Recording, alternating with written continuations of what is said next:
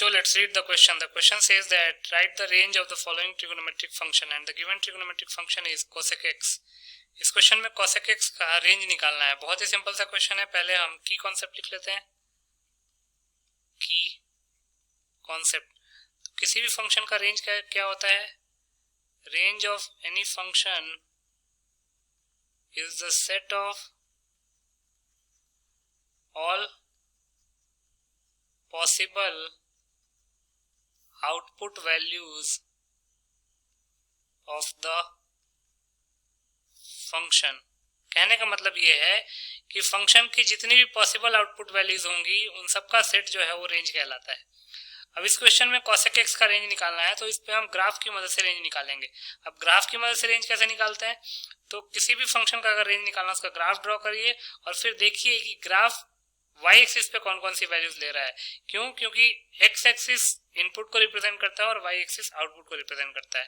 तो अगर हमको रेंज देखना है तो आउटपुट देखना पड़ेगा और आउटपुट के लिए हमको y एक्सिस देखना पड़ेगा. इसके लिए हमको ये देखना पड़ेगा कि ग्राफ y एक्सिस पे कौन कौन सी वैल्यूज ले रहा है. तो पहले cosec x का ग्राफ बना लेते हैं, उसके बाद देखते हैं कि उसका रेंज क्या होगा. तो ये x एक्सिस है, ये y एक्सिस है, ये 0 है. ग्राफ बना लेते हैं cosec x का. कुछ ऐसा ग्राफ बनता है.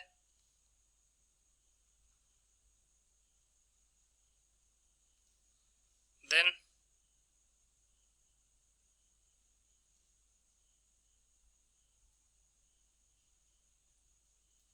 एंगल्स को रिप्रेजेंट कर लेते हैं.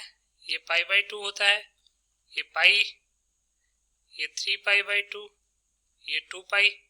ऐसे ही ग्राफ ये माइनस प्लस इन्फिनिटी की तरफ चलता है और वैसे ही ये माइनस इन्फिनिटी की तरफ चलता है. ये है -π/2, ये है -π, ये है -3π/2 और ये है -2π. तो अगर आप ध्यान से देखेंगे तो इसमें, और ये लाइन है, ये 1 है और ये -1 है. तो ये जो ग्राफ है ये y एक्सिस पे 1 और 1 से ज्यादा सारी वैल्यूज ले रहा है और -1 और -1 से कम सारी वैल्यूज ले रहा है. उसके अलावा -1 से 1 में -1 से 1 के बीच में कोई वैल्यू नहीं ले रहा है. ये ब्लैंक रीजन है. तो इसका मतलब हम लिख सकते हैं therefore range of cosec x will be y less than -1, less than equal to -1 or y greater than equal to 1.